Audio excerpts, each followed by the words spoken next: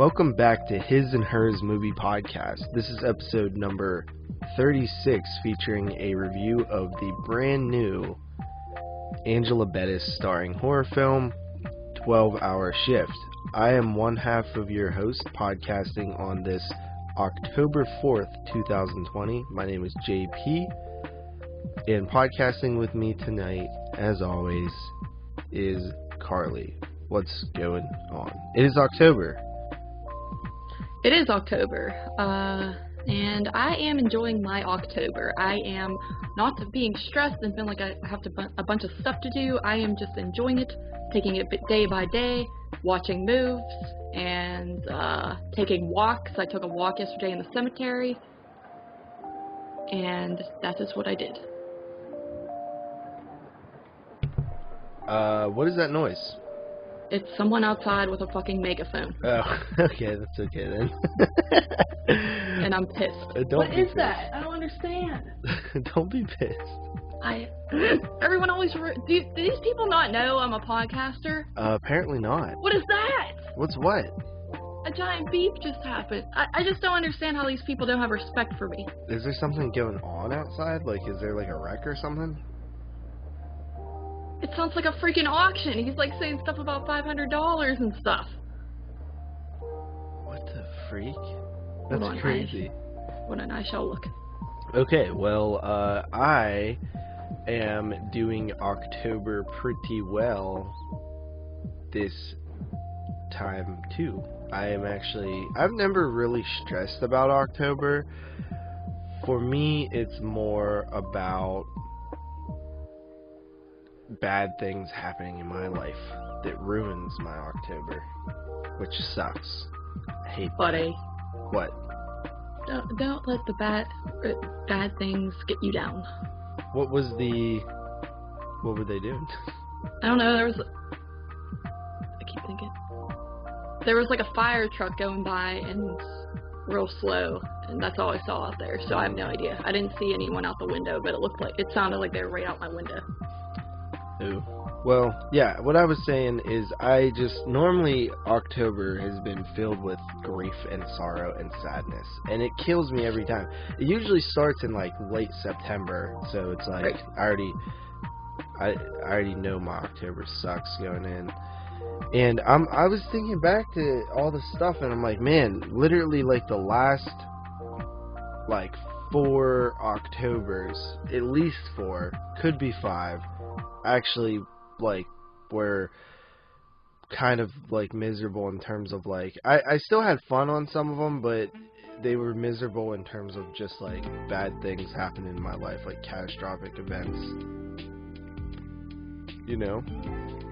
Yeah, I do know, and that sucks. That's not really something that I've had to deal with on my Octobers, but I feel down because you're down every October. Right. Seems like, so it makes me feel bad. But bring you down. Right. Yes, you are the misery to my life. But no, it does suck. But this year, things so are far so good. It's smooth. Honestly, it's only day 4, and I feel like I've taken in so much October already. I'm so happy about that. Normally, it's like I do this almost every year. It's like day 10, and I'm like, I just start getting into it, and I'm like, man, it's 1/3 of the way through already. And this time, it's only day 4, and I've already like watched a bunch of movies. Like I've put up some lights and lit candles and bought some extra things and stuff like that. So I'm feeling really good. I've watched pretty much almost 2 movies or more a night so far in October, which is pretty good. So I'm pretty happy, feeling good. It's like I said, it's only day 4. I feel like right now I'm not stressed about anything. So like, it's really like I'm really just trying to make this moment last and hoping and praying that nothing bad happens. Pray to the Halloween gods that nothing catastrophic happens. In the next month.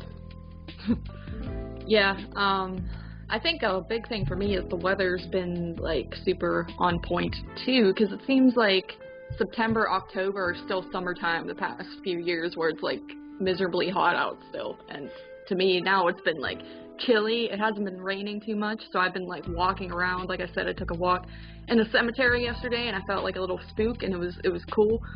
And that's just, I like enjoying the fall weather. It's my favorite type of weather, and that's one thing that makes me happy. And yeah, I basically just been watching movies, and yeah, I mean, it's going to be a chill October, of course, because it's like, we don't have that many movies to go see in the theater this year, of course, so I feel like it's just going to be laid back, and I can watch whatever I want, and that's just going to be how it is, but that's fine by me. Right. Right.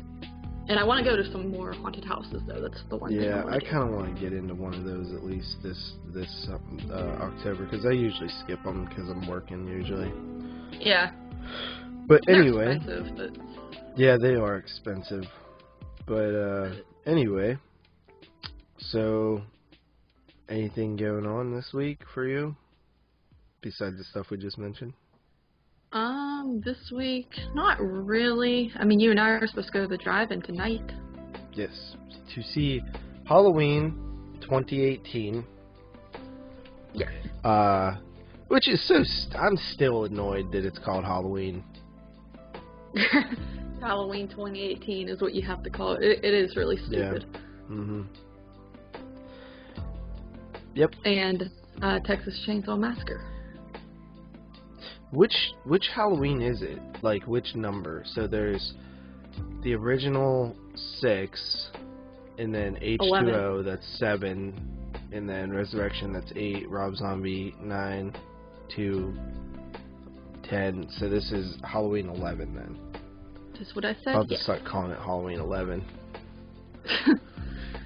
Yeah, they could, I don't know. It's just stupid. I also hate, like, I was just going to say I hate how our drive-in's playing that with, like, an old movie. Well, I was going to mention that, but first I was just talking about Halloween. So, what I'm saying... What? Nothing. You've disrespected me once again. No, it's just I am that... sick of looking It's down. just that, like, we were going to get to that, but first I was just discussing Halloween. I thought I did not know. Now I did not forgot know what there I was was much gonna to say about Halloween. how. Well, it was about how it was leading up to the fact that they're showing the original Chainsaw, but I was focusing on the fact that it's the new Halloween by highlighting the fact that it's Halloween 18 early on.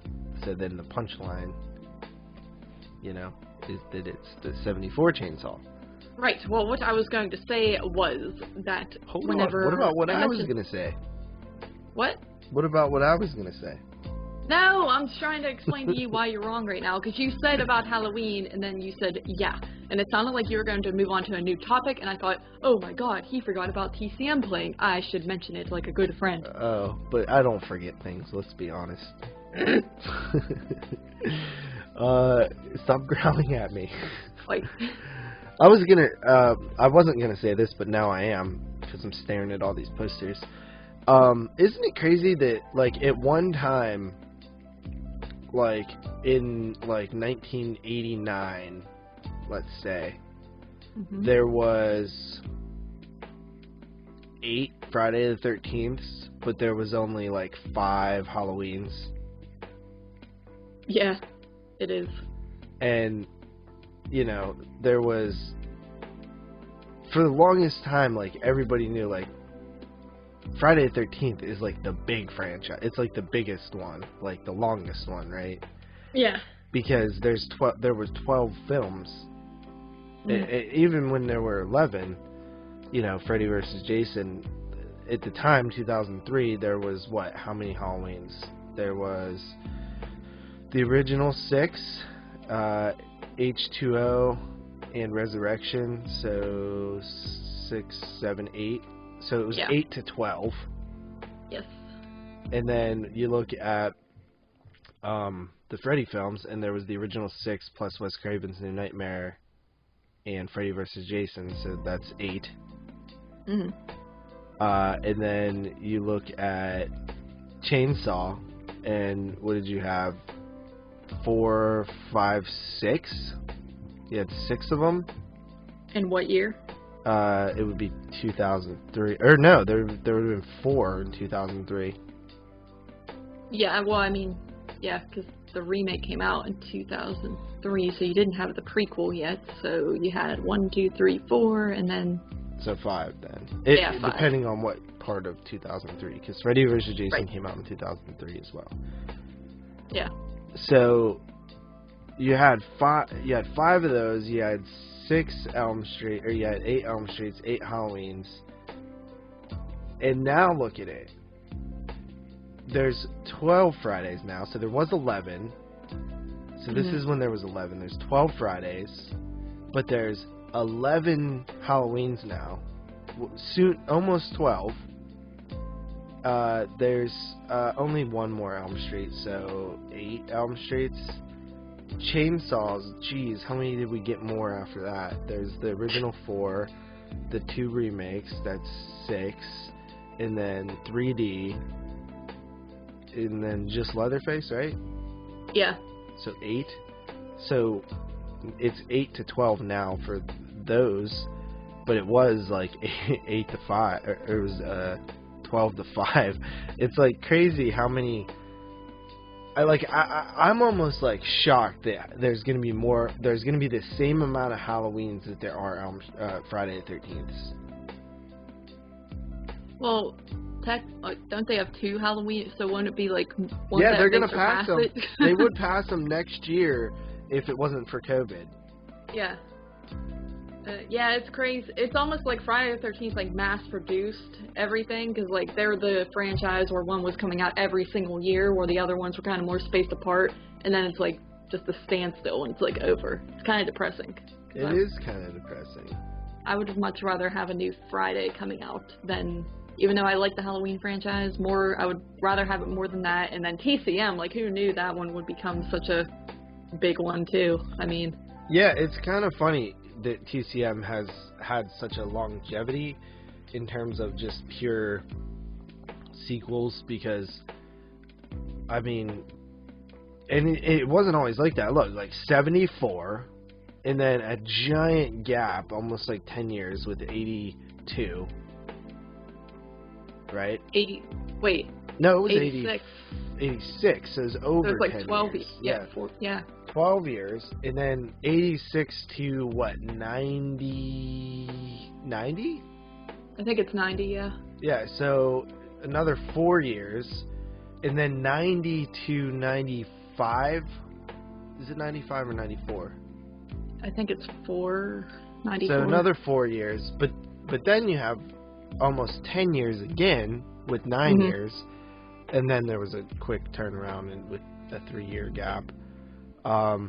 That's why I like the beginning and 03 a lot too, though, is because they feel the most sequel, like they feel like the most of the same story. Right. It's like the only true continuation, because even the original 2 doesn't feel like the first. I mean, it has the same characters, it just doesn't feel like the first one that much. So, Yeah. and then what was 2006 was that one, and then when did they do 3D? 2013. Yeah.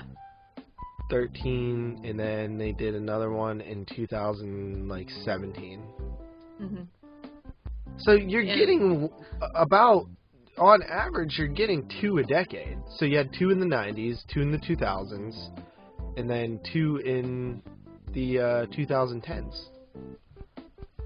Yeah, it's weird. They're so spaced apart. It's like some guy just wakes up every 10 years and is like, you know what we need another one of? The Texas Chainsaw Massacre. It's like every 6 Or like- or so years. Yeah, well, Yeah, and there's a new one coming. is there? Yeah, I mean, I'm sure COVID probably slowed down production, but yeah, or was it already filming? Yeah, I think it was already filming, because they got rid of the director and brought in a new director, which is crazy. Yeah. It's like Fede Alvarez produced. Probably not going to be that great, honestly.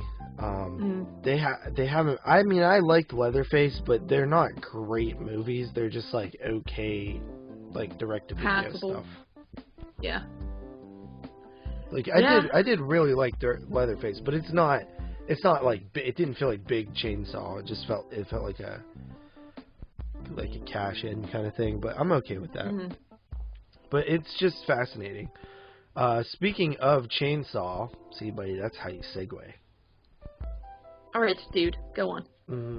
What about it? We have, we're seeing the 1974 Chainsaw. And the reason I asked you that is because I know that, like, the Brownsville Drive-In is not the best at picking posters to put on their Facebook announcements. So that's why I asked you, are you sure that that's the original? Because, like, I know that the poster is the original, but it's not the original poster. So it's just, I was like, it's just a Leatherface poster, essentially, you know? So I was like, are you sure it's the original? And I still don't know. I just assumed that it is. I think it might say it on the. Now you got me thinking, but that is true. They do be. And they announced stuff like showing this weekend Halloween and Texas Chainsaw Massacre. But I'm like, they don't put years on them. Yeah, I'm pretty sure it's the original because there's another thing here with the posters, and the Halloween one is the 2018 one, and I think that would be really stupid if they put the completely wrong TCM. Which I wouldn't be mad because I do like the remake, but I'd be pretty sad because I want to see the original one really bad.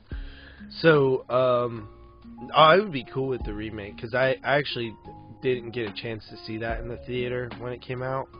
Yeah. So I would actually be okay with it, honestly. But because the way I see it is like I'm gonna see Chainsaw on the big screen eventually. You know what I mean? Like but like seeing the remake is probably slim to none. Yeah, true. But yeah, so that should be fun tonight. I wasn't excited until I started talking about it. I mean, I wasn't not excited. I just didn't think about it really. But now I'm actually excited. I'm actually looking forward to revisiting 18 as well. I mean, I would prefer it to be the original Halloween. In fact, I would actually prefer it to be like Halloween 2 or something different than even that. Because I've seen the original Halloween, I think, 3 times. I've seen it no time, so I kind of wish it was Halloween. in a theater, that is. I've seen it a million times at home, but... Right, and obviously. But yeah, it should be fun. I'm pretty excited. It's gonna be cold now though, so that's interesting. Have we ever been to the drive-in in October? I don't think. I think usually that September event is our last run through the drive-in. I'm very happy with how the drive-in has been supported. Brownsville definitely put out a thing saying like their drive-in, it's been like really successful this year, so that makes me happy. Because I want that thing to live forever. Remember a while ago when we thought it was shutting down? Oh yeah, wasn't it? They had to switch over their projectors, yeah. Yeah. Which apparently they were like $100,000 each, and Brownsville has 3. Yeah. There was a huge fundraiser, and we were actually like we were I don't know, like Jeep or somebody was giving away a couple of them to different drive-ins across the country, and we were like a finalist. But yeah, I think if that happened now, there would be a lot more support for it. Yeah, definitely. Because you had to like vote or something, but yeah. Anytime I drive by, it's like packed with people, like on the weekend, so that makes me happy. And I feel like they're starting to like understand what people want to see a little bit more. They're still always like off by a little bit. We were talking about that earlier. Like they just always like they'll show something we really want to see, and then they'll show something that like we don't want to see. Or like even with the new movies, right? They'll show like a movie that we really want to see, but it'll be second to a movie that we've already seen. Yeah, or it's like since they have 3 screens, it's like they'll be playing one movie we really want to see on one, and then another movie we really want to see on the other.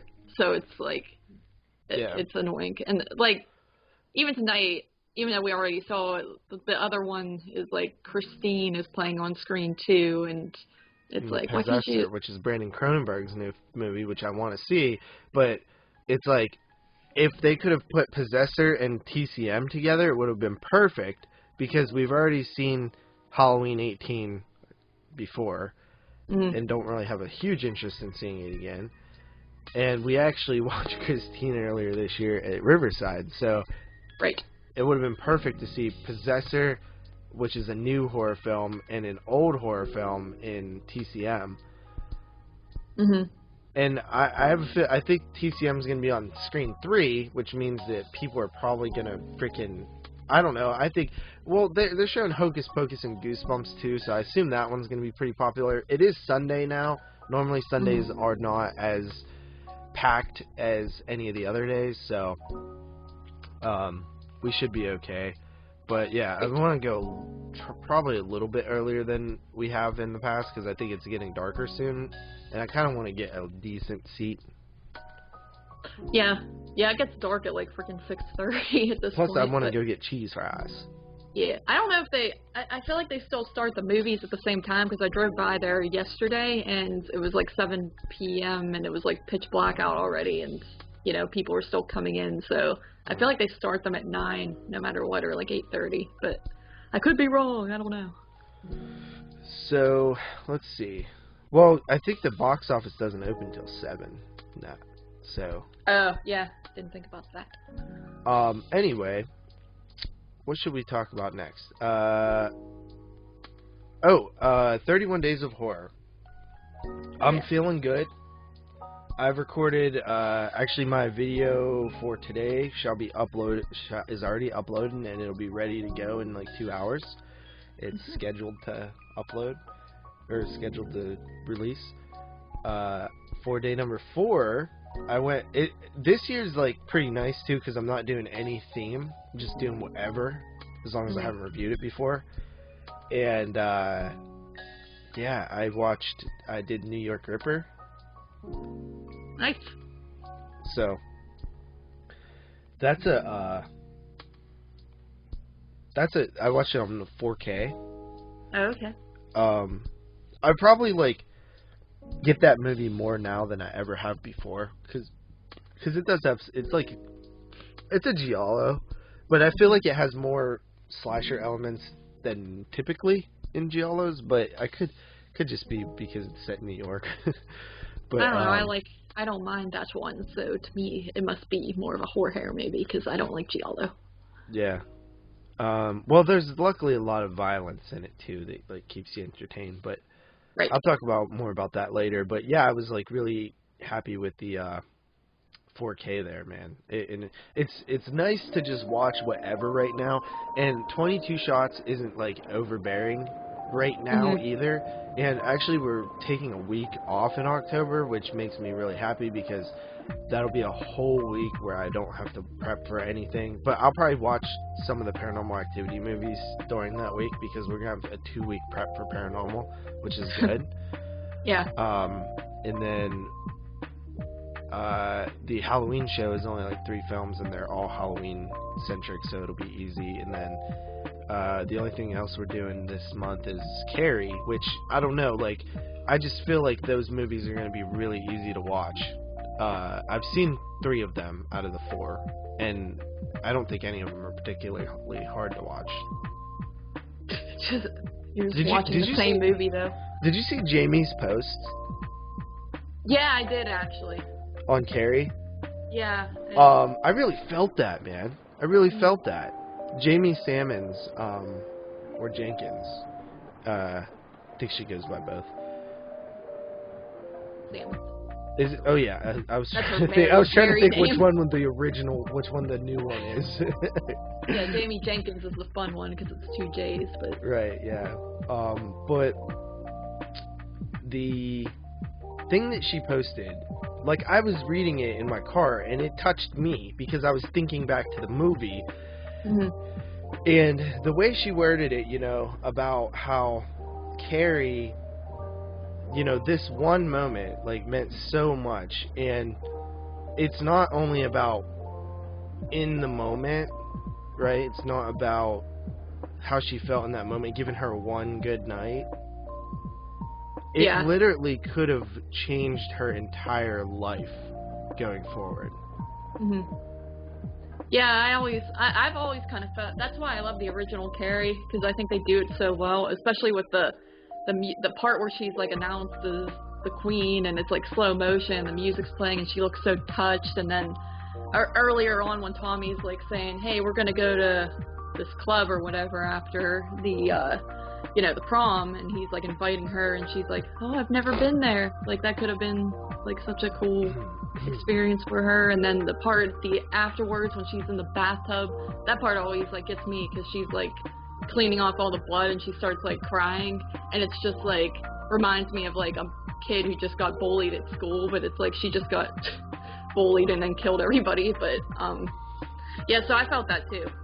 Yeah. Especially like the original Carrie, that one really gets me more than the remakes do. Right, and I haven't seen 02 or 13 in a long time. Yeah. I remember thinking that 02 was like decent, but nothing special. But I am more interested to checking it out since Angela Bettis did such a good job in May, which I recently watched. And then the 13 version, I think Chloe Grace Moretz is like a very good actress, and she does a good job like capturing the essence of Carrie. I just think she doesn't look the part because she's just like really pretty. Yeah, I mean. But then again, I do know that it's not all about looks, right? Like I knew some pretty girls who got bullied. Yeah, it's about personality, and I feel like she looks plain enough in Carrie to like be she's like not hot. She's like just very plain. She's also like 16, so I'm not gonna say if she's hot. Yeah, she's the same age as me, so she was actually a teenager. Right, in that and movie, I like that about it. It was good casting in terms of like them actually getting a teenager. Because Sissy Spacek and Angela Bettis was 29 in Carrie, and I think Sissy Spacek was like 26. So, and you could tell, especially in the TV version, you could tell those people are all like 30. Yeah, you know what, and even, I don't know, it helps for me that, like, even when I look in, like, yearbooks, like, of, like, the 70s, like, everybody just looks old as hell in high school to me. True, so, yeah. Like, I just feel like people in the 70s look old, but, it definitely is true, though. I mean, they like, John Travolta looks old as hell. Dude, you watch Grease, and those people are legit like 36 playing high school students. So like, it's stupid. ridiculous. But it made me like really, because like I've always and Jamie and Brian, what they're doing this year, they always do like a theme every year. Like they did the greatest Halloween ever, where they just watched, they rotated back and forth with their favorite films ever, horror films ever. They did a all hauntings one last year, or ghosts, I think, and they've done a few other ones. What was the one that they did? Remakes. They did remakes. This year is Halloween is King, so every day they watch a Stephen King one, which I love because I love Stephen King movies, and I've always said that if there's one type of film to get me in the mood for October, it is Stephen King films. It always works for me, always. So I've been following along their posts, and like they watched Carrie. That's why they watched it, and I started thinking back, like one of my favorite memories of watching Carrie. I actually have two really good memories of watching Carrie. One was I went to a Halloween party in, what was it, like, I think I was 16, because this was around when I got my underage drinking, that first time there, and I was at this girl named Tiffany's house. She was dating my friend Justin, and we were like, we had a big party thing, and then it was like the night was like going over, and me and her brother David were like the last ones up, and we were just chilling in the living room, and it was AMC Fear Fest, and I flipped it on Carrie, and it was just like so dope watching it. It like just started, and I just sat there like on the couch like drinking beer and just watching Carrie and like eventually fell asleep like towards the end. It was cool. And then the other time, a couple years later, probably like 2013 or 14, I reviewed it on 31 Days of Horror, maybe 2015, and I was going to a party of my friend Abby's, like a Halloween party. She used to have these Halloween parties every year, and they were always like the best. They would decorate real good, and everybody would dress up, and it would just be a blast. And I had to hurry up and watch a movie and review it before I left, so I watched Carrie, and then I went to a Halloween party. It was really fun. Very cool, buddy. Very cool. Yeah, I'm cool. Yeah. But, so, anyway, Stephen King movies just work so well for me. I'm actually looking forward to dipping into the Carrie films this week. And, yeah, I'm actually, for tomorrow, I'm going to be doing, because you'll hear this well after tomorrow. I'm actually going to review Are You Afraid of the Dark, the limited miniseries event that aired on Nickelodeon last year. Did you see this? No, I didn't.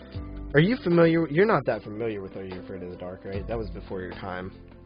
Yeah, it was like a few years before when I would have been watching. Yeah. So, I don't know. It was like 90s.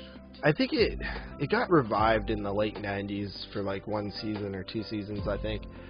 But it's truly an amazing show. Like, it is horror fodder. Like, it will turn people into horror fans at a young age. I love it so much. It's way better than Goosebumps. Like, in terms of the stories, way better. But Goosebumps is good too. It's just way better.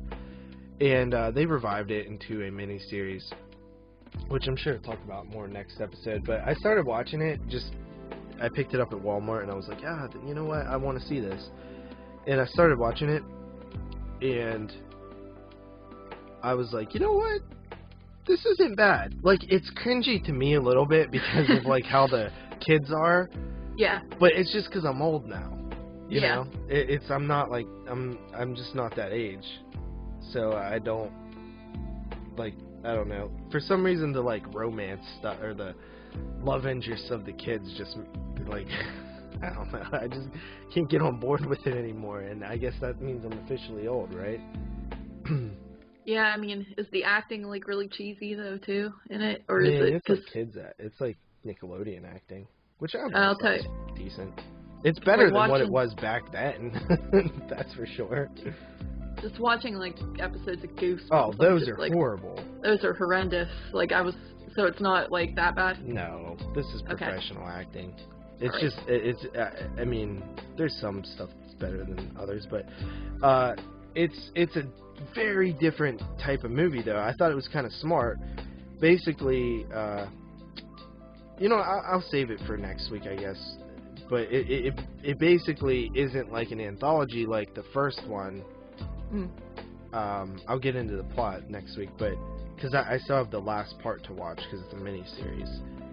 But it's not a traditional anthology where there's, like, you know, a different story each week. Like, it takes the core concept of Are You Afraid of the Dark, where these kids are telling stories, but then it sets the movie in the world of the kids. It's not in the world of the stories. So it's basically the Midnight Society are the main characters instead of being the ones telling the story. I see. Do you know how...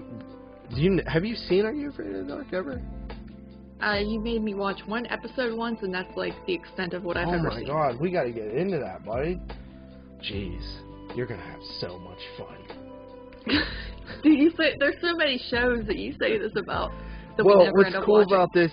What's cool about... You know what? I'll bring over this actual DVD, because what's cool about this miniseries that I picked up at Walmart on DVD here is... the special features, it has 3 episodes of Are You Afraid of the Dark from the original series as bonus features. It has The Tale of the Laughing in the Dark, The Tale of the Ghastly Grinner, and The Tale of the Dead Man's Float. Those sound scary. They are. And what I'll tell you is those are probably the 3 scariest episodes Really? If I'm thinking of the right Dead Man's Float, because I always get mixed up episodes, but if it's the one about the swimming pool and the skull, then it is definitely one of the scariest episodes. So I'm gonna have to bring these over, and we're fucking watching them because I love that show so much, and Halloween's perfect time. Like, remember last year we watched Garfield's Halloween, and there was another Halloween special. Well, we're gonna watch some TV, and I actually watched one of the episodes last night because I was like, I finished the second episode of the miniseries, and I was like, man, I can't really want to just dig into these 3 episodes of Are You Afraid of the Dark, because I love that show. It's so good. But yeah, I wish that somebody would release the whole series, because it is one of my favorite childhood things. But yeah, man, I started thinking about all the like specials and how one year I want to just get go find all kind of obscure specials and episodes, and whether it's like Roseanne or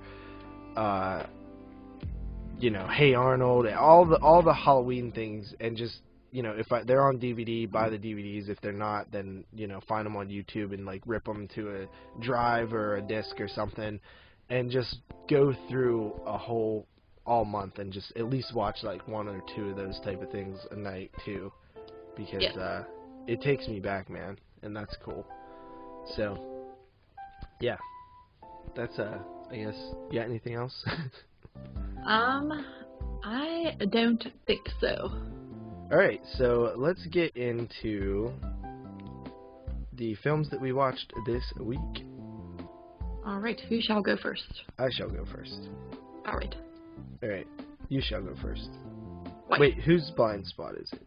Me. So you go first. Oh. I haven't watched that many this week, honestly, but that is okay. It is okay. Yes. It is alright to have a small segment sometimes, yes. But first up, as per my Survive 2005, I watched Dance of the Dead, another Masters of Horror episode, because I am a I thought that was season 2. Is it season 1? Yeah. Mm. I promise. It's Tobe Hooper. Mm-hmm. The Tobe Man. I think he did one for season 2 as well, though. But anyway, Dance of the Dead, this is the one that's got Robert Englund is in this, and what was this even about? It's a zombie thing, I think. Yeah, oh wait, yeah. Basically, there's a girl. She like works at this diner with her mother, and her mother's kind of like finicky and doesn't like people and stuff like that. But the daughter works there, and then these sort of bad boy guys come in one day, and they're like talking to her, and they're like, "Hey, you gotta get out of here." And then they're like saying to her mom, like, you're like ruining your daughter's life and blah blah blah blah blah. And then like the girl is like, you know what, I'm gonna go with these guys one night. And then she goes with them, and then there's like this weird shindig place, and Robert Englund's like the host, and it turns out to be bad. This is one that I didn't really like. Sorry, I watched this like a little bit ago, so my memory's off, but I do remember I didn't like this when I first saw it, but I kind of came around on it a little bit more. I was pretty entertained. I like the beginning portions a little better than what ends up happening at the end. I think it's kind of silly, the whole Dance of the Dead stuff. I just think it's kind of cringe, but besides that, I kind of enjoyed the story a lot more this time around than I did originally, so that one was alright. And then, as per my Survive 2005, I watched the Amityville Horror remake. Now, yes, I think I told you that I remember this last time I saw this, I was very cringed out by it and didn't think it was that good, and it seemed like a parody of the original. Watching it this time, I don't know what it is, but like I actually liked it more again this time, because I used to like this movie just as much as the original growing up. I always watched them all the time, both of them, but that's another film that really oozes Halloween vibes to me, is the original 2 Amityvilles. Yeah, that's a good point. I do like to watch those around this time, but yeah, this is the remake, of course, and you got Ryan Reynolds in it and Melissa George as the mother, and it's actually not that bad. Honestly, I think Ryan Reynolds is pretty good in the role, despite, he's it's very out of character for him because he's always in like superhero movies or comedies. I actually think he does really well in this movie, and he plays like, when he has to play like an asshole type of character, I think he does a really good job. So didn't mind him much at all. I thought he was really good. There's aspects to it I don't like. I mean, you see, obviously, the ghost girl of Jodie in this movie. You actually see her, and that takes away from, I guess, the realisticness of it, where in the original movie, it's all in your head and, like, sounds, and that's kind of it. In this movie, it's like how they does try that to... take like, away the realisticness of it? just seeing the actual physical ghost. Yeah, like, but aren't they actually being haunted? yeah, they're actually being haunted, but you know what I mean? Like, old movies, like, rely on sound and lights turning off. What about and the stuff like eyes that. in the window in the original? That's Yeah, but actually seeing stuff. All right, but it's just eyeballs. It's not. Right. It's just So, like it could be I anything. think what you're trying to say is not realistic, but more about, like, effectiveness. Not I just seeing think- the ghost is more effective. It feels like it's taking from like The Ring and The Grudge of the time, where they're like, we got to show the ghost, and it honestly comes off a little dated at times too. When I was a kid, I thought that was terrifying. I was like, oh, this is the remake, and it actually shows the ghost. It's gonna be scary. But now it's just a little bit dated. The babysitter part in this movie, I think, is very cringe. I think that's the one thing that really gets on my nerves. Oh, where she's, like, freaking out in the closet? I like that part. In this movie, it's just, I don't like it, and it does not. Does she have hold the... up well. Or wait, no. I might be confusing the original. Does that happen in the original, too? But it's different. The original is just like this dorky girl watching them, and this one, it's like this. With the bracelets, Blood. right? In the original, yes. Yeah, okay, that's the one Yeah. I'm thinking of that I like. Yeah, that part's good. And this one, it's like this slutty girl who should not be babysitting kids at all. Yeah, know that she should. No, and she's not even hot, is the That thing, was too. my babysitter. Like, she literally... Whatever. She comes in the house... I had a babysitter who was a total whore once. Did she come in the house and, like, take off her shirt and be wearing, like, a crop top type of thing? Yeah. Okay, well, I mean, your family would have allowed it. But I'm just saying, that it seems like these people would have, like, thought not to leave their kids with this woman. But, and it's actually, the babysitter in this movie is the girl from P2, I realized afterwards. And I like her in P2, but I did not like her in this move.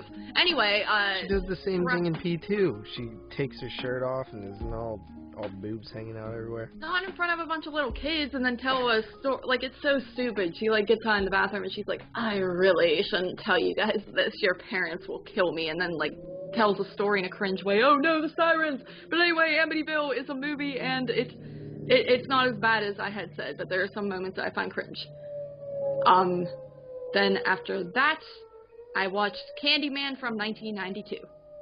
And Love Candyman. Yes, Candyman it's one... is awesome. I think that the score is fantastic. Just the opening right away. And that's another one that gets me right into the Halloween vibe. It's like the opening helicopter shot, dude. Oh, over Chicago. It's so good. And then the music, the piano, the romance of it, the setting, the beauty. It's the only thing I have issue with is the end just feels like typical bullshit horror. But Candyman has quickly became one of my favorite horror films ever. Yes, say more things. Yep, I will. That's what I was trying to do. But yeah, the thing about Candyman that's also cool is it's Tony Todd leading the charge here, and it really established him as a very what's the word, capable actor, right? Like, he can really carry a performance, a strong performance, a strong presence. Like, it's actually a shame that he didn't get a lot more roles, because he is fantastic and phenomenal in Candyman. And I was so looking forward to the new Nick DaCosta, or whatever it's called, Candyman, Nia DaCosta. I forget who it is. Because everybody gets mad when you say Jordan Peele's Candyman. Right. So, yeah, looking forward to that one. but it unfortunately got pushed back. But at the same time, like, I'm almost like, at this point, since this year's almost over, I'm just like, you know what, let's just save and make 2021 the best year for horror ever. You know what I mean? Like, at first, in the beginning of the year, I was upset in April and May that all these great films were being pushed back, but now we're almost through the year. Let's just push them all back, and then we'll have them all for next year. You know? Yeah, hopefully. But Candyman is a good move. It's one that has grown on me over time, because I wasn't always crazy about it, and every time I watch it, I like it more and more, and I think Tony Todd is great as the role, and I think it's just one of those annoying movies where this girl gets into this trouble, and then, like, it's like she keeps getting blamed for all this stuff, and you're like, no, she didn't do it, I swear, but she's covered in blood and, like, has a knife, and it's like, it looks like she did it, and that stuff always gets on my nerves, but, I mean, it works in this movie, and it's a good film. The setting is fantastic. I mean, I love when they're actually exploring the projects, and it's just so gross and grimy, and, you know, you got the graffiti everywhere and stuff like that. It's a solid movie, and I thought the Blu-ray looked really good. Great score, all that stuff. Yes, Candyman. And after that, I watched a movie called Night School from 1981. It's a good move. Have you seen it? Mm-hmm. It's the Warner Archive, right? Yeah. I've reviewed it. Oh, I thought you did not see it. Interesting. It's a little less slashery than I expected. Yeah, it is. I enjoyed it, though. I liked the whole night school concept, and there's some good scenes in it. Like, I really like that scene where she's walking down the road, and then dude's, like, coming at her, and then, like, she keeps turning around, and it's, like, old-fashioned. And then, you know, when she's in her apartment, and, taking a shower, and, you know, stuff is, like, going on while she's in the shower. It's, like, scary, because I always fear that someone's, like, breaking into my house while I'm in the shower. But, it was a cool movie. I enjoyed it. It's one I've had in my collection for a while, and finally was like, I'm going to watch this. And it was a good little standalone slasher. I recommend it to people who enjoy their slashers, because it's more serious, I feel, too, than, like, goofy, especially for that time when some slashers weren't necessarily the most serious thing in the world. But I thought it was cool. And then, lastly, I watched The Changeling, which I just watched last night, from 1980. It's another one I've had kind of sitting on my Blu-ray stack for a while, and I was like, I want to watch this, and I shall watch it. And that was a cool one. Have you ever seen that one? The Changeling? Yeah. Okay. I always get it confused with... well, at first I thought you were asking me that because I thought you were talking about Burnt Offerings. Oh. So I always get those confused. Understandable. Changeling's great. It's a good movie. It is. It's actually quite creepy. Mm-hmm. At times. See, this is what I was trying to say. It relies on more sounds and lights flickering on and off stuff. Like, good old-fashioned ghostly movie. I liked it. Haunted house movie, rather. But, yeah, so that was a really good one. It was a good, cool one to watch around this time of year, too. I think any haunted house film works really well for Halloween time. So. Oh, yeah, for sure. Yeah, and that's all I watched, those 5 lone moves. Okay. I don't think I watched much more, but I watched some. Right. So, what did I watch? Let's see here. First up would be... I did Blackwater, right? Uh-huh. Okay. So, first up is Onibaba. Right. Which is 1964. It's a Japanese movie. It follows these 2 women who are... basically surviving by attacking and murdering samurai soldiers on their way home from war and stealing their armors and then selling them. And their neighbor is a war deserter, and he's kind of doing the same thing. And things take a twist when they kill someone with a mask. And it's like a haunted mask. It's like a cursed mask. But, it's honestly, like, really good. Like, I didn't expect to like this movie. 1964 Japanese cinema.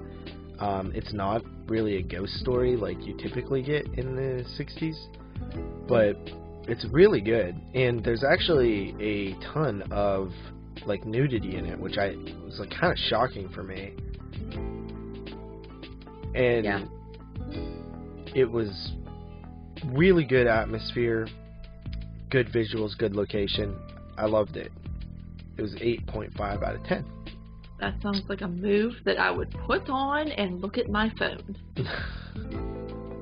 Gotta stop doing that. Okay, Children of the Living Dead, 2001.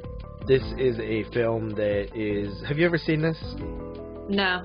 Okay, it's basically... you know how, like... Return of the Living Dead was kind of a pseudo sequel to Night of the Living Dead? Yes. Because, like, they reference Night of the Living Dead in Return of the Living Dead. He's like, you know... back in the 60s this happened. He's like, typical army screw up or whatever. He's like, sent the canisters here. He's like, have you ever seen that movie, Night of the Living Dead? Right. And he's like, yeah, that's where the corpses come back to life and eat the people. He's like, yeah, it's based on a true story. You know? You just wanted to say that line. I wanted to say all the lines. Yeah. It really happened. But this is kind of the same thing. Children of the Living Dead references Night of the Living Dead and Return of the Living Dead. But again, nothing feels the same. Like, they don't feel like the same zombies or anything from either of the movies. It's really bad. It's bad. In terms of, like, it's set in, like, a Pennsylvania town where there was a murderer who used to kill children or capture children. And there's a zombie outbreak at the same time. And Tom Savini, who plays a complete badass, goes in and, like, wipes out all the zombies. But then he's, like, killed by the killer, and the killer's now a zombie. And then the rest of the town, like, just goes back on living because the killer's never found, but he's a zombie now. But it doesn't make sense because, like, why would the killer hang out for 15 years in the cemetery and then start this all over again? Yes. Because 15 years later, all those children are now grown up, and the zombie killer decides to start taking his revenge. No, he's not. But then there's, like, this weird subplot with the whole damn, like, the cemetery's bought out and they have to move the graves, but they want to just put them in a mass grave site instead of doing the work and digging all the holes, and it's just stupid. But I kind of like the movie. It's bad, but I like it. I give it a 4 out of 10. Then we got Madison County. This is a Dollar Tree pickup. $1 purchase for. It is a film I remember when it came out, 2011. It was, like, hated on extremely bad. It's just a slasher. A bunch of kids go to a weird town looking for some killer. The killer wears a pig mask and you know, it's pretty generic, very cliche, but it's a slasher. So, and like I said in my review, I would rather have a generic and cliche slasher over any other type of generic and cliche movie. Like, a generic and cliche slasher is still more digestible to me than a generic and cliche possession film, or a generic and cliche haunting, or a generic and cliche vampire film. Like, a slasher will always go down easier for me. I agree. Then I rewatched 2007's Murder Party, which me and you watched together a few years ago. We did. And it was a good time. It was. And it's still a good time. It is. Did you pick this up at Dollar Tree? I did. Yeah. That's what got me thinking about it. And I was like, you know, I want to revisit that. It was probably like 3 or 4 years ago. I enjoyed it. Let's see if it holds up. I liked it more this time, so it does hold up. Cool. It really does. It's fun because it's like a Halloween party, you know? It's like a legitimately Halloween party. I think we watched it with idle hands. Maybe not. I think it was for the same year. Or was that a different year? I don't know. It was for your show. But yeah, the Halloween show. But I don't remember if we did those on the same one. I don't know. Then I watched Ginger Snaps 2 Unleashed. Did I talk about that already? No. Okay. Have you ever seen this? Yeah, I just watched it this year for the 2000. Pretty damn good. You guys kind of Celebration. just dismissed it, huh? It made our runner-up. What was the issue with it? I don't know. We just picked other movies. Yeah, but you Wait, guys what picked some sucky movies. Wait, what year is this? 2004? Yeah. I don't know, dude. We just I just put through I don't know, dude. I just put through my moves. They put through their moves, and this was what was left. I know, but I'm saying, like, this is a great movie. It's It is almost a as good as the original. I don't like know if the it's original more, dude. I mean, I do too, but, like, this one is such a good follow-up. Dude, I don't even remember what all the movies were that we put through. I don't know. That series is over. I know, I'm just We've already had our fights about it. Well, it had been a while since I watched this, and when I rewatched it, I was like, this is actually really good. It is good. I don't know. I like I kind of get a little out of it at the end, I found.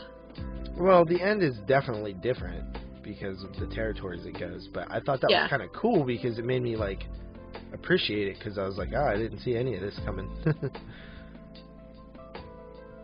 Right. But yeah, Bridget is sent to a drug rehabilitation center. What? And drug rehabilitation center. And because she's addicted to wolfsbane, which is like this stuff that's stopping her from becoming a werewolf because she's infected with the curse. And so this one I thought was dope because it has a allegory on drug use and being a junkie, because Bridget looks like a junkie regardless of, like, it's, you know, the drug she's using is essentially a poison, but she still like fits the characteristics of, like, a junkie lowlife, which is pretty interesting, because the first one was like the menstruation thing and you know, womanhood and periods and stuff like that, being in puberty being tied in with the werewolfisms, and this one has this drug addict thing, which I thought was cool. Plus, movies set in hospitals are awesome. I just thought it was really dope. Very, very solid. It held up. I gave it an 8 out of 10. Yes, it is good. Then I watched The Wizard of Gore from 1970 for 22 shots. We did a OG versus remake. It's standard Herschel Gordon Lewis bullshit. Just kill people.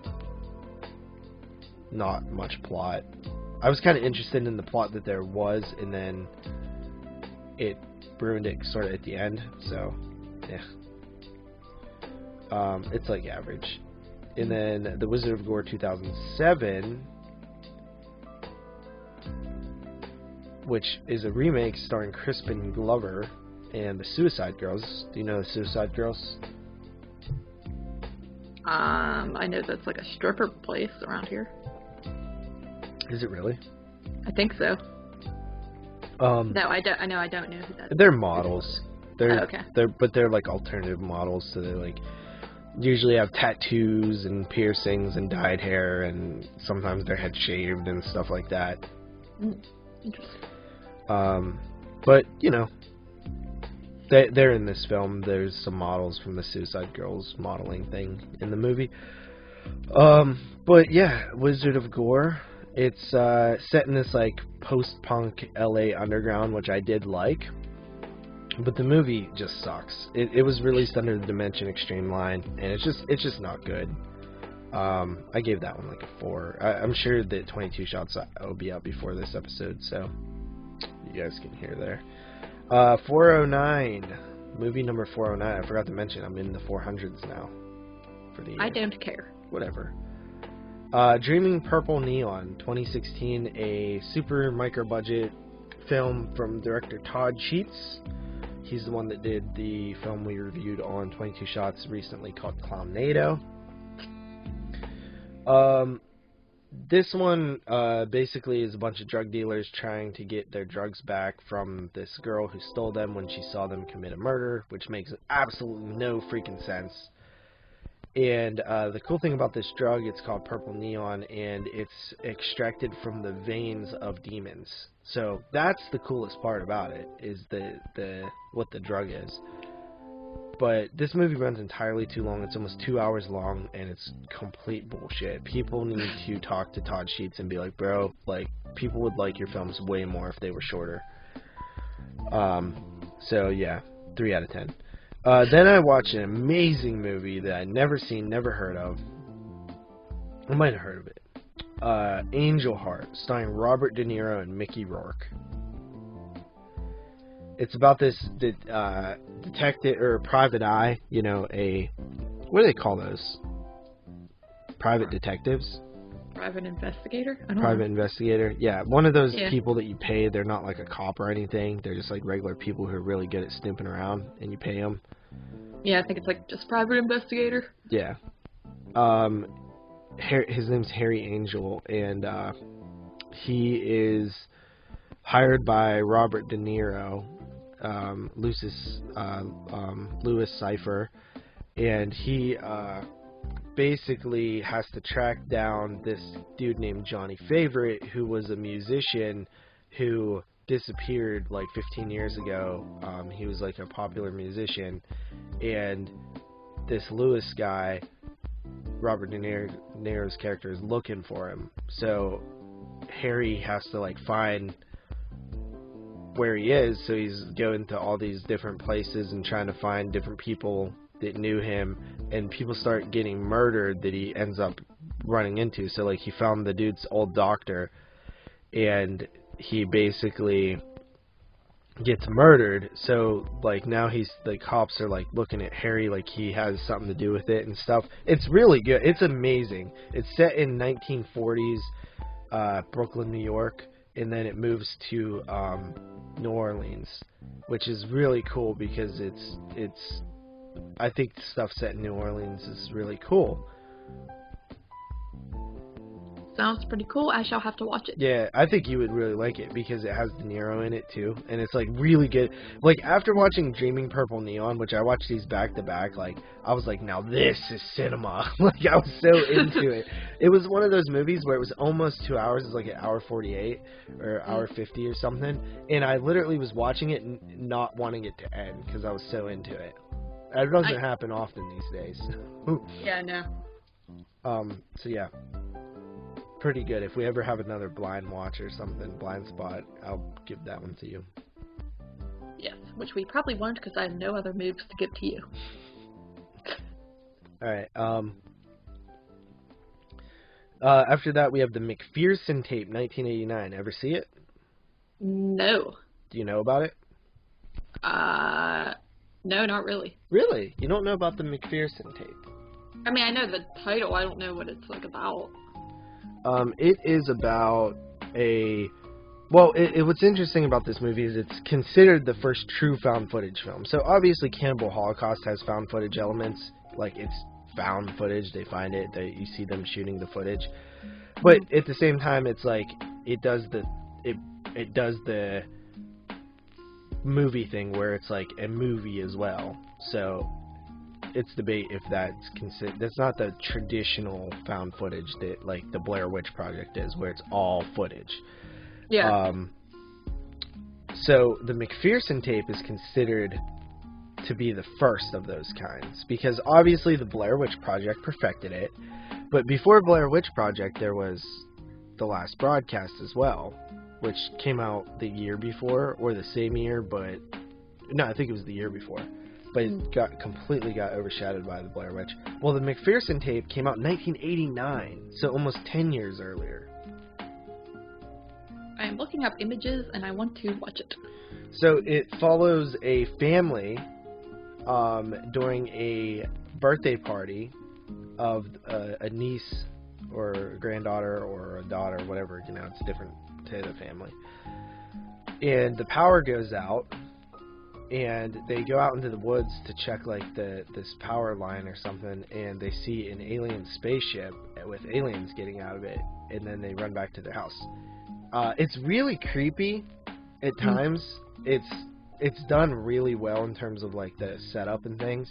Even the aliens look good for what they are. The only thing that sucks is like. And I don't know, I haven't seen this in a long time, but I revisited it because it got released on Blu-ray from AGFA. and I was like, man, the only thing that sucks about this movie is, like, they'll see an alien, and then they'll be like, alright, well, let's go eat this cake. They'll do stuff like that, because I think it's like a budget thing, where they just don't, or like a padding thing, like, they just didn't know what to do with the movie. They couldn't make it intense the whole time, so they need these long periods, like, okay, let's go open your presents now. Like, on one hand, you're like, okay, well, maybe it's the family just thinking everything's okay now. Like, what are they gonna do? Just, like, stand by the window for the next 7 days to see if anything happens? Like, I kind of get it, but it doesn't feel natural. So that's the only issue I have with it. Other than that, it's pretty creepy. It's a cool movie. I gave it a 7. It's definitely neat in terms of just dope that it exists, and cool that somebody like made this movie in 1989 with a camcorder and $6,000. Yeah, I want to watch that now. Yeah, perfect for Halloween too. And it's only 60. It's like 65 minutes. Yay! Yeah. Then I revisited The Fly. The Fly. The original The Fly? Yep, the original 1958 The Fly. Of course, I bought that Scream Factory collection that had all the Fly moves in it, and I was like, you know what, let me pop this baby in, because we were talking about it on 22 Shots. It holds up, it's good. I really like the original Fly, do you? Yeah, I do actually. I think it's very good. Yeah, it's good. It really is. I think that it's an awesome movie. Obviously, the thing that you start to do first is compare it to the remake, which it's a completely different movie, but I think they both can still exist and work in their own ways, because the original is not a... It's like not it's not like gory or anything, but it still is creepy. And the story is different too, which makes it more engaging, because you're basically finding out what happened to this guy, not watching what happens to this guy. Right. Right? Because the remake, you meet Jeff Goldblum and you watch what happens to him. But in the original, the guy's dead and you find out what happened to him. Yeah, I barely remember. It's been a long time since I've seen it. It's told very differently, because they find the man in this hydraulic press dead, and the woman, his wife, says that she murdered him, or she says that she killed him, and eventually Vincent Price's character, who's in love with her, and it's actually the brother of the scientist, starts questioning on what happened, and she basically starts telling him the story of how he was doing this research on this teleportation, and a fly got in it, blah blah blah. Really good. I really like that movie. 8.5 out of 10. And the final film that I watched is The New York Ripper from 1982. Watched it on 4K. Pretty much every time I've watched The New York Ripper, I've liked it more and more. I think the only true issue with it is the motivation of the killer just doesn't make much sense to me, and it's kind of wonky in that, but a lot of giallos are. But there's some like great gore in it. Of course, you got the eye slice, you got some straight razor kills, a glass bottle into the vagina kill, and there's a nipple slice. There's a lot going on there. And then also you kind of have some it's sleazy as all hell. Of course, the toe scene. Yes. Everybody knows that. Yes. But yeah, it looks good on 4K. Definitely one of my favorite Fulci films. Not my favorite, but definitely one of them. And yeah, I gave it a 8 out of 10. In hindsight, it possibly could have made my 82 list, because I definitely like it more than I did before. So that is it for my watches. I guess I shall do my blind spot now. Yes. Okay. My blind spot this week is The Wedding Singer from, what year is it? 95, 98? I don't know. The Wedding Singer. I think it's 98. 98. Now, I don't understand. This movie has nothing to do with crashing weddings. It's called The Wedding Singer. I know, but everybody talks about this wedding crashing thing, and I never even see it. Yeah, that's Wedding Crashers. Nobody. You don't understand. That's the one with like Owen Wilson or something. I know. But no, so yeah, this movie follows Adam Sandler. He is a wedding singer, quite literally. And he sings at weddings.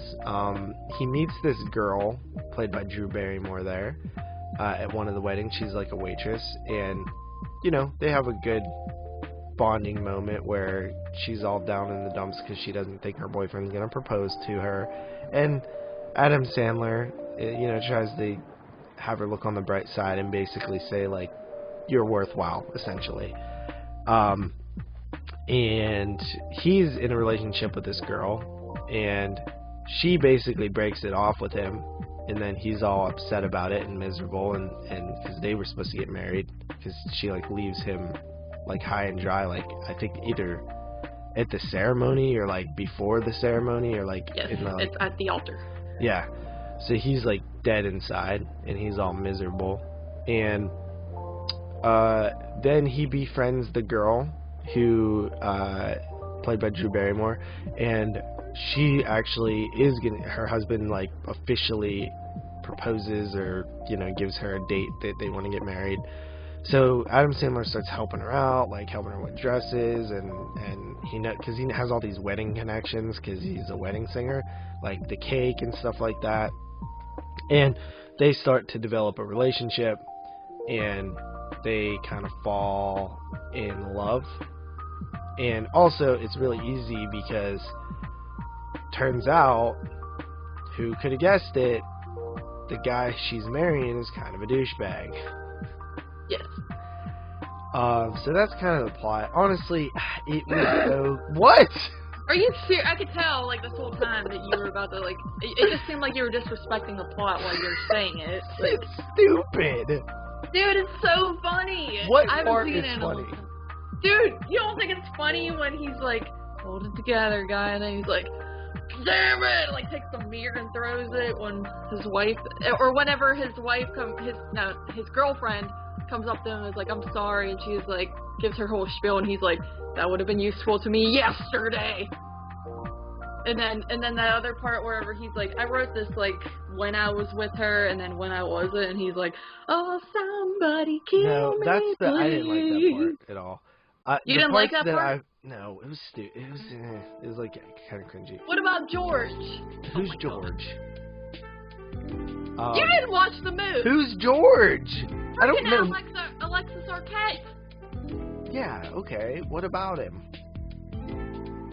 That part where he gets, like, he has him fill in and sing, and he sings he that whole sucks. song, and it's funny because then he's like, it's like the time is like up, and then he's like doesn't know another song, so he starts singing again. And they're all like, "What the hell?" Yeah. No, sorry. Okay. The funny stuff to me was like the old lady where she starts talking. She's like, "I was at your breast and your penis," and she kept saying penis. That was funny to me. And then when she gives him the meatballs, and she's like, "Here, hold out your hands." That was funny. I do really buy the relationship between Adam Sandler and Drew Barrymore. I like that aspect of it. Drew Barrymore actually is like super cute in this movie and likable. Adam Sandler is actually kind of good at playing that like basic romance, like falling in love thing. I don't know why. I just kind of always like it. But this plot to this movie is like as generic as it comes, dude. Like, I mean, come on. The boyfriend is so douchey. Like, he's like just oozes douche. It's so clear. And like, for me, I never feel bad for the characters in the movie, like Drew Barrymore. Dude, this is a comedy. Because okay? I didn't I want know, you to and psychoanalyze. here's the thing. And that's the reason why I'm not a huge fan of comedies, especially like rom-coms. Because they are so paper-thin bullshit. And I'm like, I can't feel bad for this character when he's so clearly a douche to everybody around her. There's nothing that he's even a douche to her. And I'm just like, okay. So, like, you know that this guy's a douche. Like, she knows deep down the whole time.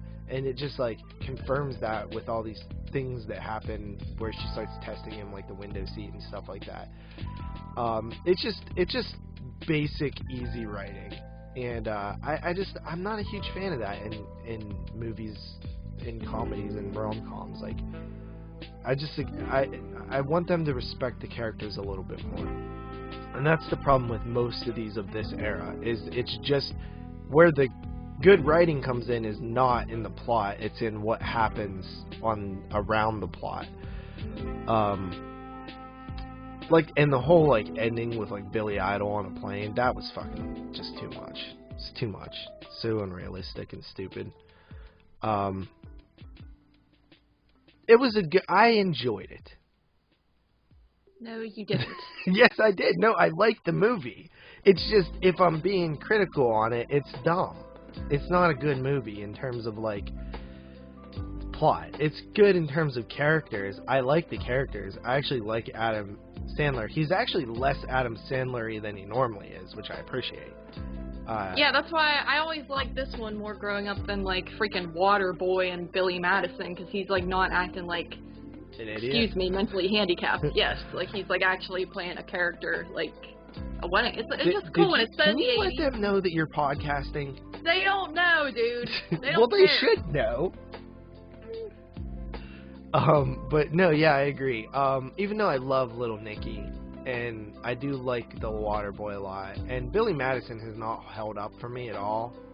Happy Gilmore is way better in my opinion. The ones where he's literally playing like a dumbass, like those ones don't hold up for me. They're kind of cringy now. But like this, Big Daddy. Yeah, Big Daddy is one of my favorites. What's Happy Gilmore? Do you like 50 First Dates? It's okay. I don't love it. Drew Barrymore's in that too, huh? Yeah, that's why I asked. Like Yeah, rather... I like Drew Barrymore a lot. I never really watched her in anything besides Scream, and I don't like her in Scream. Like, I mean, I love that scene and she's cool and stuff like that, but she looks like an annoying girl. She looks the same in this movie. No, her hair's a little longer. But okay, that makes a difference. It does, because she looks like a Karen in Scream. But in this, she looks like, I don't know, she's cute. Yeah. And I love her in Santa Clarita. Yeah, she was great. But what Yeah. about Steve Buscemi's in this movie too? He plays in good movies. Yeah, he's okay. Remember at the end, he's like singing at his wedding. Yeah. And then I'm not a big do. That's another thing. I hate singing in movies. Hate it. Hate it, hate it, hate it. Dude, it's good. He's all like, all I know is lots of me. You look like you're lots of fun. I love the beginning. But the only this thing, does like, have a good soundtrack in like non-singing stuff. Like, Every Adam Sandler movie you does. to the left-hand side. Like that song and stuff. There's some good stuff in there. I agree though. I don't like I never as a kid liked that Billy Idol part. I thought that was stupid that he's on the plane. Yeah, stupid. But But no, it's probably my least favorite of the things that I watched for this. wow. What? I don't know, dude. I just thought you were gonna like it because you like Alexis Arquette. You like. No, I don't. Hold on. You love her. Where is this Alexis Arquette love coming from? I've never. What are you talking about? You liked her in once. I thought. No, I know of her. Like whenever she's in a movie, I'm like, oh, that's Alexis Arquette, because there's not a lot of people where you see them as a male and then they become a female later on in their life. It's funny because in this movie she's like a guy, but she's just a transvestite looking guy. Right. But then she actually was in real life becoming, and I didn't know that. But anyway, well, this is very disappointing to me, but whatever. I guess we shall move on. Yeah, I gave it a 7. Oh, Not bad. I Not guess bad. it's. But yeah. yeah. Okay, let's do your blind spot here. Alright, do you have the paper up in front of you? No. Alright, number 11. I said no. Hold on. 11 Hold on. for you What? is Superbad. My number 11 is Superbad. Yes, right? Isn't it? Yeah. Yep. Superbad it is. I love Superbad. You're gonna have a blast. Am I though? I bet I'm not gonna like Yeah. this. You're gonna like it. You Yeah, have it's to, so dude. off You brand either have thing. to like it or you don't have a soul. Because this is prime 2000s comedy here. I watched this movie dozens of times. I Yeah, didn't watch I don't. those. Yeah, because you were a loser in the 2000s. That's why. I was a little kid in the 2000s. These were Yeah, all like freaking very like. loser. No, dude, these were like I was watching like stuff like The Wedding Singer instead because these ones were all naughty. Like I don't like these naughty comedies. I bet there's a lot of penises in it, and it's all There's about no sex. penises in it. Well, there's Well, drawn penises, but that doesn't It's count. got that fat guy in it and that. Jonah skinny guy. Hill?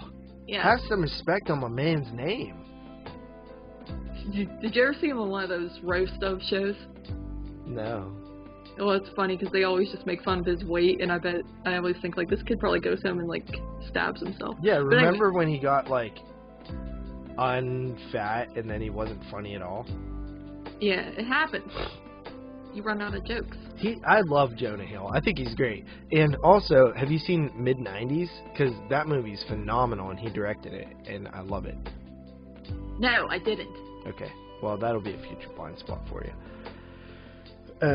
You have so many blind spots. If you were in a car, you would wreck. Okay, so let's get into our What'd you featured say? review, right? Right? Did you say if I'm a car, I'll wreck? Yeah, you would wreck. That was stupid. Because you have so many blind spots. You're stupid. That's dumb. Did you find that somewhere? No, I came up with that myself. No, I doubt it. Okay, so, yeah, we're getting into our feature review then? Yes? Yep. No, yes. Okay. So that would be 12-Hour Shift from 2020. Make sure you have those letterboxd reviews ready to go for the end, too. Oh, I guess I am doing those now. But, so 12-Hour Shift 2020. This is a black comedy thriller movie, and the plot is bodies start to pile up when a drug user nurse and her cousin try to find a replacement kidney for an organ trafficker. Yes. So what did you think? First of all, let me just get this out of the way because it was bothering me the whole move. Don't you have to have like the same like blood type and stuff to get a kidney to work? Or can you literally just take anybody? You have like I just watched My Sister's Keeper and like they made a pretty big deal about the fact that like only certain people can use certain people's kidneys. Yes, that is true. Yes. Well, that's a huge plot problem. I didn't even think about that, but that's funny because I was just gonna. That is funny. You just happened to watch a movie about kidney transplant now. Dude, it's been You know happening stuff. like a ton because I watched another movie that just happened to have some shit about drugs in it in a horror movie, and then I watched another one that had drugs in it, and then I watched a bunch of Mad Scientist movie. It's just been happening nonstop. Yeah, well, this movie's set in 1998, so perhaps back then they didn't know that. I'm kidding, of course. Yeah, that doesn't. No. Yes, you would have had to have known that. I don't know though. I enjoyed the film. I mean, it's like pure black comedy for the most part. You know, it's very light on actual horror, although there is like blood and violence and stuff like that. But it's very much supposed to be more on the funny side, and it worked for me. I thought there was a lot of funny moments to it. I think Angela Bettis is a very good actress. Yeah, she plays like a completely different character in this one. She's just like What is has her a southern accent. like? What does her actual voice sound like? Because I feel like every movie she's in, she doesn't have the same voice, and it's weird because it's like really deep in this movie too. Have you seen Sick Girl? Yeah, and it's like deep and like has an accent to it in that movie, and that too. Oh, really? Yeah, do you remember? No, I don't think so. Yeah, because I remember being really confused when I watched that, because I had only really known her from May and Carrie, where she sounds like very... Obviously, she's supposed to be timid sounding, but her voice is like high-pitched sounding in those movies, and then in Sick Girl, it's like more deep. It's so weird. But, I mean, I think it just shows she's very dynamic and good at playing different characters, because in my head, I always thought, like, this girl has to be really awkward in real life, because that's all she plays, but... In this movie, she's just playing a normal type of woman. Not really normal, but very different from what she usually does, and she did a really good job, I thought. Right. Yeah. I think that, I mean, it's not serious, but it's weird because it almost is at times. You know what I mean? It's played very dark, I guess. I thought it was like a really good time waster. A film you didn't really have to put too much thought into. Yeah. Yeah. Good. I mean, I agree. I just thought it was a fun ride. I was kind of hoping it was like more of a serious film is like my main thing, I guess. And it gets very a little more over the top towards the end, but I think that's all part of the comedy, but there's some stuff with that I kind of was like, get on with it, but I had a fun time with it. I mean, and I like the characters, and I like the whole David Arquette thing. I thought that was like, he's like, I hate cops. It's funny.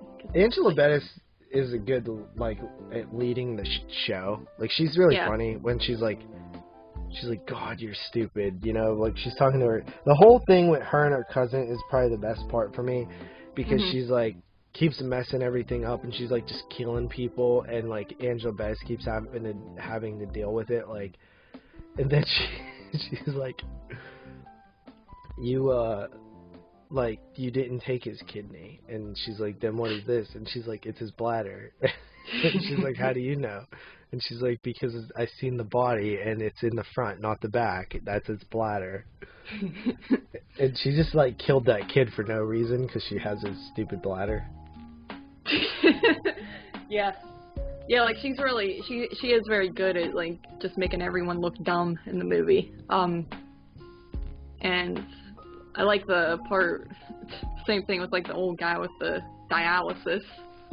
Right. It's like that's she just dialysis. Like dumps bleach down his throat. Yeah, and she's like, you're an idiot. Like your kidneys are failing. They're like in their your kidneys don't work anymore. That's why you get dialysis. Right. Which is so stupid. Yeah. She's an idiot. Yeah. But I thought it was a fun movie. I like the character. I mean, I like that old lady too, who's just like doesn't know what's going on the whole time, but she like there will be just dead people in front of her, and she's just like, please don't say a bad word and stuff like that. There's a lot going on in the movie. I could see people not liking this very much if they're expecting something different, or if they don't get the comedy. This seems like a year with a lot of just horror comedies to me, but it's like the popular thing, it seems like. Yeah, these movies aren't like my favorite type of thing, but I thought this one was pretty good. It was pretty fun. I don't think it's like anything special, but it definitely, you know, was an entertaining watch, and it goes by quick. It's all situational comedy, right? It's just like okay, like now this kidney's gone, and now this one's gone. It's just like funny because she's like, you know, how did you lose? She's like, no, it's her fault. And she's like, how is it my fault? I'm the one that gave you the kidneys. You lost 2 kidneys in one night. Like, Mick Foley's in this, which is weird. Who's that? He's a former professional wrestler, Mankind, Cactus Jack, Dude Love. Oh, okay. Yeah. That's why I don't do this. Yeah, kind of weird that he's in this. He's plays the guy who wants the kidneys. That's what I assumed when you said that. Yeah. But overall, I enjoyed it. I thought it was good. It's a film that's a little hard to review because like it's all it is like moments, right? Yeah. It's just like okay, like now she's in the morgue with a dead body and there's a dumb cop. You know, now she's in a room with a girl who's like asking her why did you who are you, and then she hits her with a thing. You know, it's like it's all these individual moments of comedic stuff. Some stuff works, some stuff doesn't, but I think the movie's fun at least, which is what's important to me. And it's kind of funny that like, you know, it all takes place on one night in a hospital. That's pretty cool too. That's literally what I was gonna say. Like I like the concept of the 12-hour shift.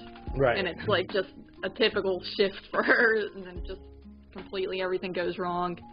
And I like the ending. Did you see Luis's comment on Lacey's post? Yeah. He's like, let's make a sequel what Jeremy called 16-hour shift. 18 hours. 18-hour shift. And Jeremy's like, yeah, LOL. In my industry, that's a typical day. And I'm like, we know. That's the joke. Because you complain about it all the time. Dude, that movie would be funny. It would just be him, like, bitching the whole time about his job. I gotta stand here for 3 hours. And then it's like, You gotta gotta listen to the walkie. The walkie is the thing in this industry, or else you'll get fired. Does he say that?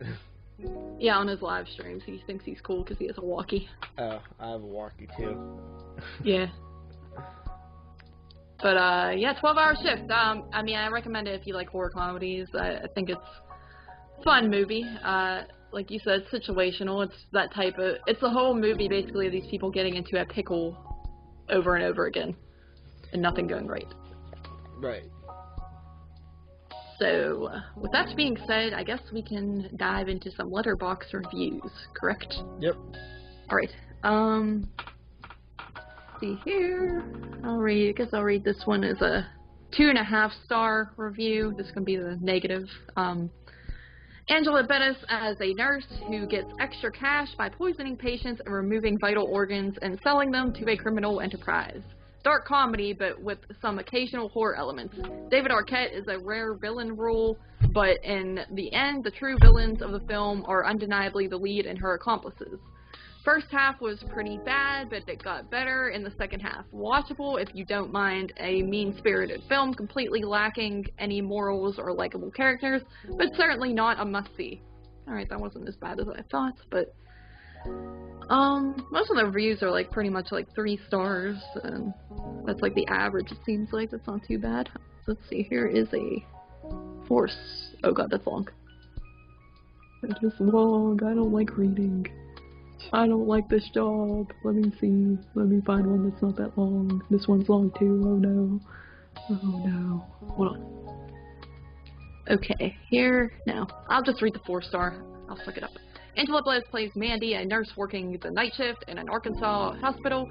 She's a good nurse if you excuse the fact that she steals and takes drugs, kills patients, and sells their organs on the black market. The film follows one eventful shift where the kidney she was selling via her idiot cousin Regina goes missing and all chaos breaks loose as the hapless pair scramble to find a replacement. It's quite a feat to take such an incredibly dark setting, terminally ill patients, and exploitive careers, carers don't scream, laugh riots to me, and turn it into a caper, but 12-hour shift pulls it off brilliantly. The script is scalpel sharp. The characters feel authentic enough to work. The southern dialect was perfect, but broad enough that you embrace the insanity as the plot escalates. And escalate it does, constantly, for the whole 90 minutes. I think it was longer than that. Like, it starts at a pretty outrageous point, a kidney in a bag packed into a cooler with soda cans, and just gets crazier and crazier. It's also really nicely shot too, low budget, with very dynamic photography and editing to keep it feeling slick and smooth. I am done reading Letterboxd reviews. Why? Because it sucks. I feel stupid. I feel like Jeremy. I can't read, and it's hard because I don't read them ahead of time. Yeah, but if you just read them ahead of time, you'll be fine. But I can't because we're trying to review the move. I know, but I mean before we get on. Yes, but I don't know. I don't recall when this became my job. Whenever I stopped feeling like doing it. Yes, which was just today. No. Yes. The last couple times. Alright, well. Alright, that was this film, then we will get out of here. Sorry, I got tired all of a sudden. I see. Alright, I'm coming in at a 7.5 out of 10. 7. Oh, Change my mind, 7. Oh. I gave it an 8 because I had a fun time with it. I thought it was enjoyable and a quick watch. So. Alright. 8. Alright. So that's it for this week, guys. We will see you guys next week with another one. Not sure what we're doing yet, but we will let you know. Right. Peace. Bye.